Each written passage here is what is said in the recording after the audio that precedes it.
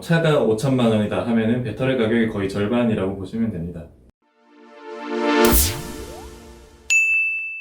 안녕하세요. 음야의 TV의 드래곤입니다. 오늘은 전기차의 현재에 대한 얘기를 나눠보려고 합니다. 전문성을 좀 더 높여보기 위해서 배터리를 전공하신 박사님이면서 현재 한국의 대표 자동차 회사에서 선임연구원으로 재직 중인 게스트를 초대했습니다. 그럼 오늘 초대 손님을 모셔보도록 하겠습니다. 뉴스를 보다 보면 끊임없이 혁신적인 기술들이 나오고 있잖아요. 그러면 현직자가 보기에 미래의 전기차가 활성화되기 위해 현재 가장 중요한 기술은 어떤 게 있을까요? 제가 생각하기에 가장 중요한 기술은 전기차의 핵심이라고 볼 수 있는 배터리 기술의 발전도 중요하다고 생각되지만 일단은 충전소 보급이 가장 중요하다라고 생각이 들고요. 충전소가 많고 만약에 가정마다 충전소가 있다라고 하면은 누구든 전기차를 사서 쉽게 충전을 할 수 있으니 그런 점에 있어서 이제 충전소 보급이 가장 중요하다라고 생각이 되어지고 있습니다. 현재 기술 수준에서 전기차의 기술력보다는 인프라 확충이 좀 더 중요하다고 생각을 하고 계신 것 같네요. 네. 그럼 이제 다음 질문을 해보겠습니다. 그럼 대체 전기차가 비싼 이유는 뭐 때문인지, 또 전기차에서 배터리 가격이 차지하는 비율은 대략 어떻게 되는지 설명을 해주실 수 있을까요? 지금 전기차가 차마다 천차만별인데 정부 지원금이 없으면은 보통 5천만 원에서 그 이상도 쉽게 넘어가는데요. 일단 이렇게 비싼 이유는 배터리 가격이 가장 크고요. 차가 5천만 원이다 하면은 배터리 가격이 거의 절반이라고 보시면 됩니다. 2천에서 3천 또는 그 이상이 된다고 보면 되고요. 그럼 배터리 가격이 왜 이렇게 비싸냐라고 생각하실 수도 있는데 가장 큰 이유는 일단 전기차 보급이 아직은 가솔린 차보다는 활발하지 않기 때문에 이런 규모의 경제에서 전기차 배터리 생산이 그리 많지 않다 보니 소량 생산을 하고 있다 보니 아무래도 가격이 높아진 상태고요. 이제 추후에 전기차 모델이 점점 많아지면서 배터리 가격은 아마 점점 떨어질 것으로 생각을 하고 있습니다.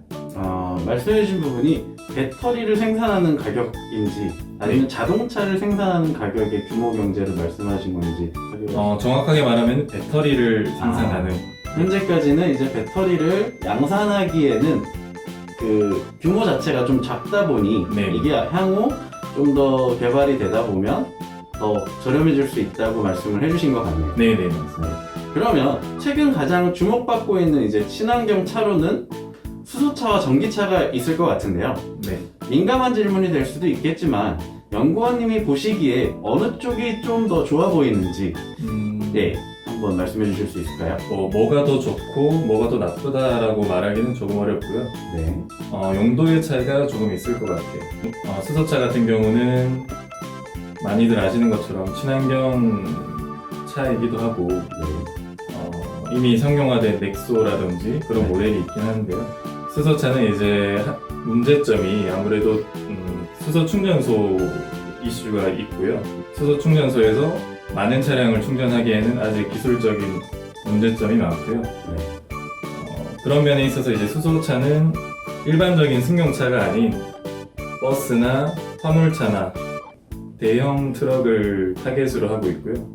반면에 전기차는 저희가 흔히 타는 승용차 위주로 타겟을 하고 있습니다. 전기차 같은 경우는 이제 승용차에 적합한데 화물차를 만약에 전기로 돌린다라고 하면은 배터리가 그만큼 커져야 되는데 아까 말한 것처럼 배터리 가격이 워낙 높다 보니 화물차 같은 경우에는 가격이 정말 비싸지기 때문에 수소차 같은 경우는 배터리 크기가 아니라 그 수소 탱크의 크기만 커지면 되기 때문에 가격적인 면에서 화물차는 수소차가 유리하고 일반적인 승용차는 전기차가 유리한 면이 있을 것 같습니다. 말씀해주신 걸 종합해보면 에너지 저장량의 차이에서 이제 용도가 갈리는 걸로 생각이 되는데요.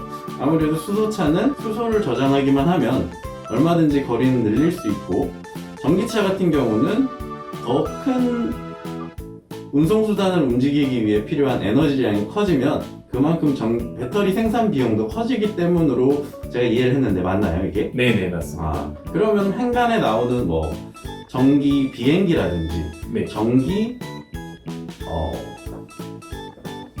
배?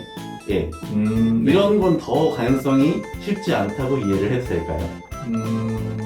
현재 기술력으로는 순수하게 전기만 이용해서 비행기나 네. 배를 움직이는 거는 쉽지 않고요. 네. 다만 저희 하이브리드 자동차처럼 네. 보조 동력으로서는 충분히 쓸 수 있을 거로 생각이 듭니다. 네. 배터리에 대해서 생각보다 설명을 잘 해주시고 계신 것 같은데, 그럼 이 시점에서 개인적인 질문을 한 가지 더 드려보겠습니다. 네. 혹시 지금 새로운 차를 구입하신다면 네. 수소차, 그리고 전기차, 가솔린, 디젤 연료 중에 어떤 차를 구입하실 생각이 있는지 여쭤봐도 될까요? 지금 제가 만약에 차를 산다면은 네. 저는 전기차를 구입을 할 것 같고요. 역시 네. 네, 연구원님답게 네. 그 이유로는 제가 지금 살고 있는 곳에 네. 전기차를 충전하는 곳도 있기도 하고 네.